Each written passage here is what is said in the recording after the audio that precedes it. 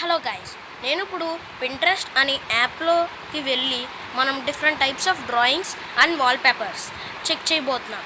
ఆ డ్రాయింగ్స్లో basic drawings and చాలా బాగుంటుంది. ఈ యాప్ని మీరు ఎదుటోళ్ళకి సజెస్ట్ చేయాలని నేను కోరుకుంటున్నాను.